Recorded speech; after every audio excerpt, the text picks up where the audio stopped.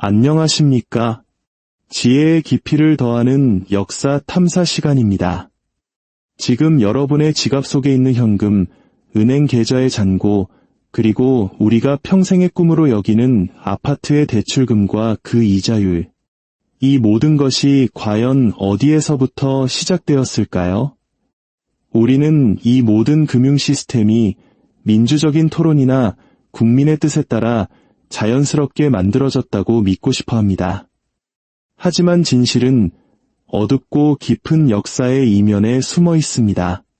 오늘 우리가 사용하는 돈의 규칙은 공개된 의회나 국가 정상들의 회담이 아닌 굳게 닫힌 문 뒤에서 이루어진 소수의 비밀 회의에서 결정되었습니다. 그들은 조용한 회의실에 모여 앞으로 수백 년간 돈이 어떻게 작동할지를 설계했습니다. 만약 금융 시스템이 자연스러운 진화의 산물이라고 생각하셨다면 오늘 이야기는 충격적일 수 있습니다. 이 시스템은 돈의 흐름을 지배하는 자가 곧 국가의 운명을 지배한다는 사실을 꿰뚫어 본 소수의 엘리트에 의해 한 조각 한 조각 치밀하게 설계된 거대한 건축물이기 때문입니다. 그 거대한 설계의 첫 번째 청사진이 그려진 곳은 17세기 네덜란드 암스테르담이었습니다. 당시 네덜란드는 아시아, 아프리카, 아메리카를 잇는 거대한 무역 제국으로 떠오르며 황금기를 누리고 있었습니다. 하지만 상인들은 아주 단순하지만 치명적인 문제에 직면했습니다. 바로 화폐의 혼란이었습니다. 도시마다, 나라마다 다른 종류의 동전이 유통되었고, 심지어 어떤 동전은 가장자리를 몰래 깎아내 가치가 훼손되거나 불순물을 섞어 품질이 떨어진 것들도 있었습니다. 상거래는 지연되고 분쟁이 끊이지 않았으며 시장의 가장 중요한 기반인 신뢰가 무너지고 있었습니다. 바로 그때 1609년 암스테르담의 유력 상인들과 시 관료들이 조용히 모여 혁명적인 기관을 만들기로 결정합니다. 바로 비셀방크, 즉 암스테르담 환전은행입니다. 표면적으로는 단순히 무역 결제를 표준화하는 교환소에 불과했습니다. 하지만 그 실체는 세계 최초의 진정한 중앙은행의 원형이었습니다. 상인들은 가치가 들쑥날쑥한 동전들을 이곳에 예치하고 그 대가로 은행 장부상에 기록된 안정적이고 신뢰할 수 있는 잔고를 보증받았습니다. 무거운 금속 동전이 아닌 장부상의 숫자가 즉 종이 증서가 실질적인 거래의 통화가 된 것입니다. 그렇다면 이 막강한 신뢰를 통제한 것은 누구였을까요? 평범한 네덜란드 시민도 심지어 공화국의 의회도 아니었습니다. 화폐를 안정시키는 것이 곧 화폐에 대한 권력을 쥐는 것임을 간파한 소수의 엘리트 위원회였습니다. 이것이 바로 금융 역사상 최초의 위대한 속임수였습니다. 대중에게는 안정을 팔고 그 통제권은 소수의 손에 남겨두는 것. 그로부터 약 한 세기 후 북해 건너 영국 역시 비슷한 위기에 직면합니다. 1694년 영국 왕실은 파산 직전이었습니다. 윌리엄 3세는 프랑스와의 값비싼 전쟁으로 국고를 탕진한 상태였습니다. 이 절망적인 상황에 윌리엄 패터슨이라는 인물과 런던의 금융가들이 등장합니다. 그들의 제안은 단순하면서도 파괴적이었습니다. 왕실에 돈을 빌려주는 대가로 잉글랜드 은행이라는 새로운 기관의 설립을 요구한 것입니다. 겉으로 보기에는 왕국을 구하기 위한 애국적인 국립은행의 탄생처럼 보였습니다. 하지만 그 본질은 국가 권력과 민간 금융 자본의 위험한 결합이었습니다. 역사상 처음으로 한 국가가 전쟁을 수행하고 빚을 내고 생존하는 능력이 정부 바깥에 있는 소수 금융가들이 운영하는 은행에 종속된 것입니다. 잉글랜드 은행은 곧 동전처럼 통용되는 지폐를 발행했고 이와 함께 국가부채라는 새로운 개념이 발명되었습니다. 미래 세대의 납세자들이 오늘날의 전쟁 비용을 이 은행을 통해 상환하게 되는 구조가 만들어진 것입니다. 대영 제국은 대포와 함선만으로 건설된 것이 아닙니다. 그것은 왕과 은행가들 사이에 이 조용한 밀실거래 위에 세워졌습니다. 다시 한 번 같은 패턴이 반복됩니다. 세상을 움직이는 시스템은 대중의 토론이 아닌 돈주머니를 쥔 자들에 의해 비밀리에 설계된다는 것.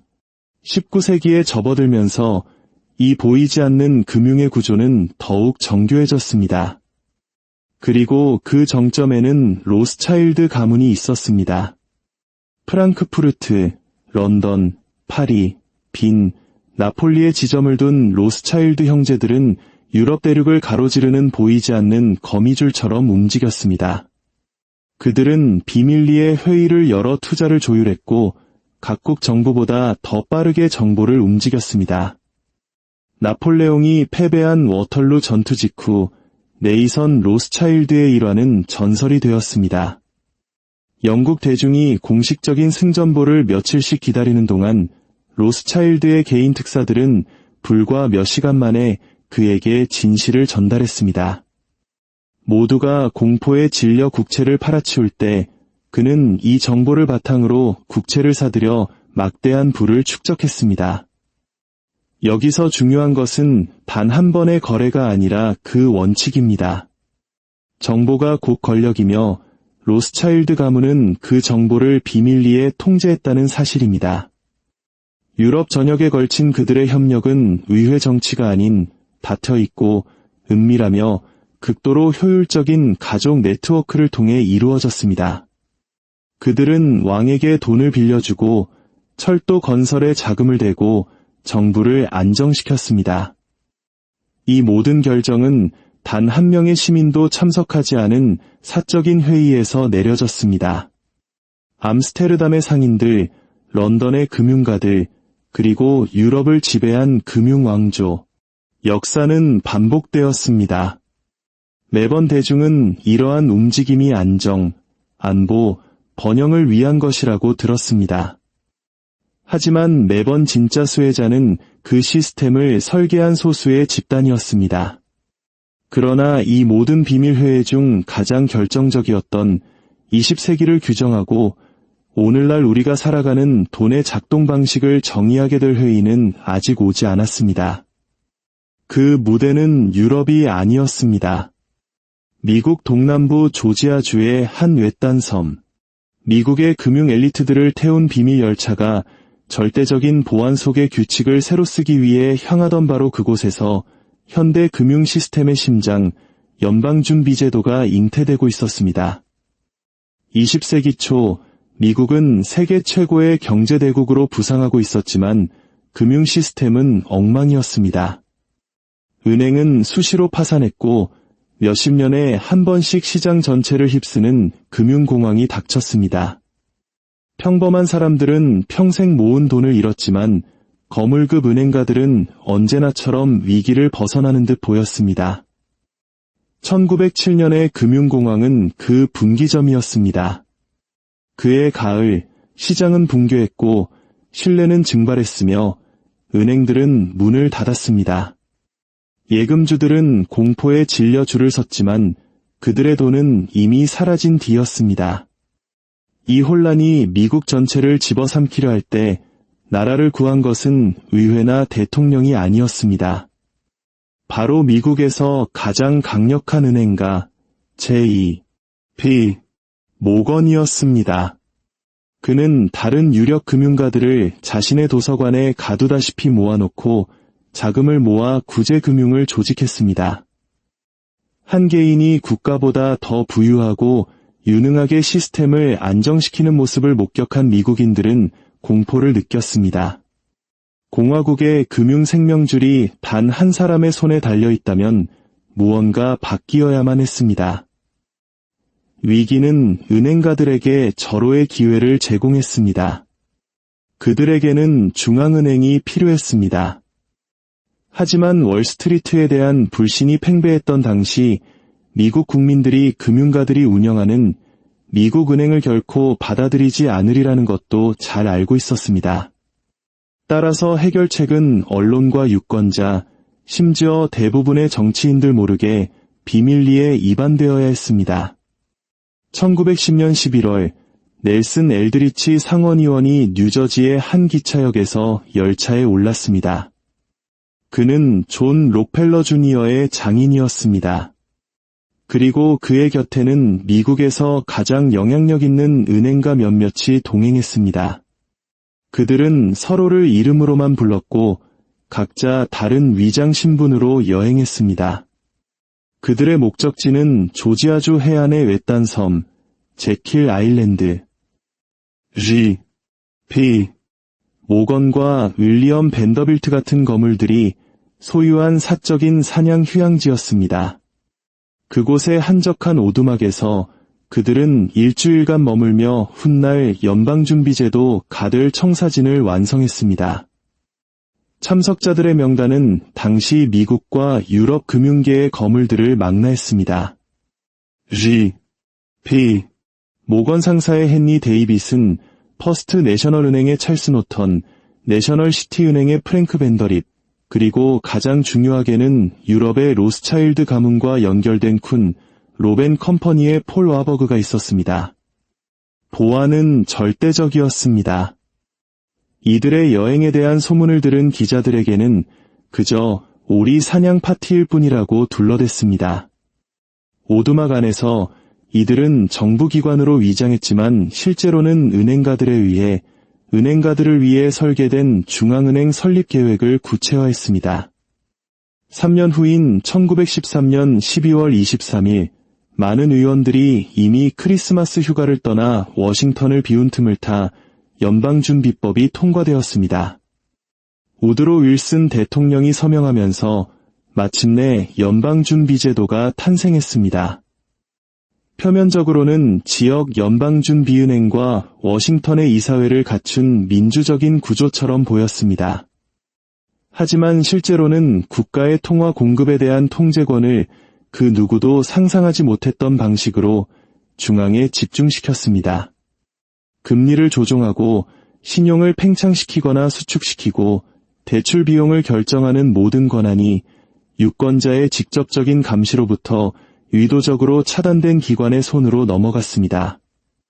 대중은 이 제도가 위기를 막아줄 것이라고 들었지만 현실은 월스트리트와 워싱턴이 자신들의 방식대로 위기를 관리할 수 있는 강력한 기계를 손에 쥔 것이었습니다. 이야기는 미국에서 멈추지 않았습니다. 이 모델은 전 세계로 퍼져나갔고 곧 금융 엘리트들은 국경을 넘어 협력할 방법이 필요하다는 것을 깨달았습니다. 1930년 1차 세계대전 후 독일의 전쟁 배상금 문제를 관리한다는 명분 아래 스위스 바젤의 국제결제은행이 설립되었습니다. 중앙은행들의 중앙은행이라 불리는 이 기관은 유럽 열강과 은행가들의 조용한 협상을 통해 탄생했습니다. 오늘날까지도 이 기관의 회의는 비공개이며 논의 내용은 봉인된 채 막강한 영향력을 행사합니다. 심지어 2차 세계대전 중에는 전쟁 중인 국가들 사이의 금융거래를 중개하는 논란의 중심에 서기도 했습니다. 전 세계의 중앙은행 총재들은 지금도 몇 달에 한 번씩 스위스 바젤로 날아가 바젤타워에 앉아 세계 금융 시스템의 작동 방식을 결정합니다. 언론도, 의회도, 시민도 없는 곳에서 말입니다. 패턴은 명확했습니다. 돈의 질서가 재편될 때마다 그것은 대중적 토론이 아닌 엘리트들의 비밀 회합에서 비롯되었습니다. 그리고 그중 가장 거대하고 결정적인 회의가 2차 세계대전으로 폐허가 된 세상 속에서 열리게 됩니다. 1944년 여름 44개국 대표단이 미국 뉴햄프셔의 브레튼 우즈에 있는 한 호텔에 모였습니다. 공식적으로는 평화와 번영을 위한 새로운 세계 금융 질서를 설계하기 위한 장엄한 국제회의였습니다. 하지만 역사의 다른 모든 전환점과 마찬가지로 진짜 거래는 화려한 회의장이 아닌 옆방에서 그리고 깊은 밤의 협상 테이블에서 이루어졌습니다. 전쟁 후 돈을 지배하는 국가가 세계를 지배하게 될 것임을 이해했던 소수의 남자들 사이에서 말입니다. 영국의 천재 경제학자 존 메이너드 케인스는 특정 국가의 독주를 막는 균형 잡힌 시스템을 주장했습니다. 하지만 협상 테이블 맞은편에 앉은 미국 재무부 대표 해리 덱스터 화이트는 미국이 모든 카드를 쥐고 있음을 알았습니다. 전 세계금 보유고의 절반, 폭격의 피해를 입지 않은 공장들, 그리고 유럽과 아시아의 재건 자금을 댈 수 있는 막강한 금융 시스템. 결과는 우리가 아는 그대로입니다. 브레튼 우즈 체제는 미국 달러를 금해 고정된 세계의 기축통화로 만들었습니다.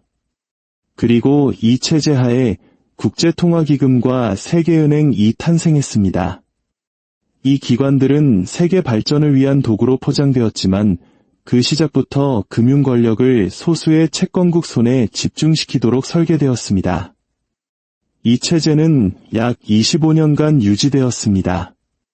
그러나 1960년대 후반 미국이 베트남 전쟁과 국내 복지 프로그램에 막대한 돈을 쏟아부으며 금 보유고가 감당할 수 없을 만큼 달러를 찍어내자 시스템은 한계에 부딪혔습니다. 각국 정부는 자국이 보유한 달러의 가치 하락을 우려하며 금으로 바꿔달라고 요구하기 시작했습니다. 그리고 1971년 8월 리처드 닉슨 대통령은 텔레비전에 나와 달러의 금태환을 일시적으로 중단한다고 발표했습니다. 그 일시적 조치는 영원히 끝나지 않았습니다. 그 순간부터 돈은 오늘날 우리가 아는 모습, 즉 금 같은 실물이 아닌 정부와 중앙은행에 대한 신뢰에만 기반하는 순수한 법정화폐가 되었습니다. 다시 한번 전 세계 금융 시스템이 하룻밤 사이에 바뀌었습니다. 국민 투표가 아닌 닫힌 문 뒤에서 내려진 소수의 결정에 의해서 말입니다. 이러한 패턴이 과거의 역사일 뿐이라고 생각하십니까?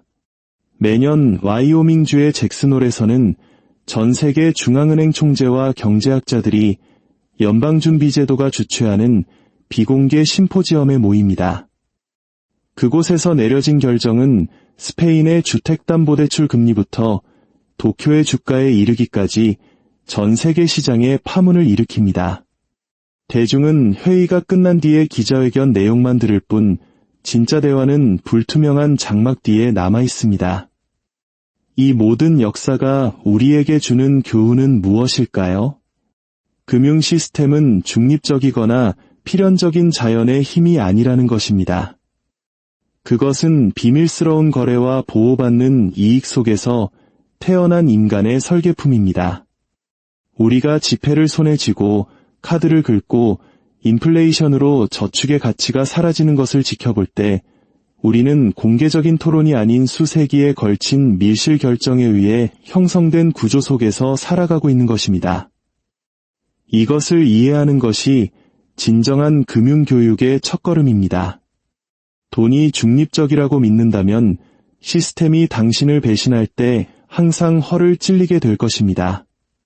그러나 돈이 권력이며 강력한 자들의 비밀 회의를 통해 만들어졌다는 것을 이해한다면 우리는 스스로를 보호하기 시작할 수 있습니다.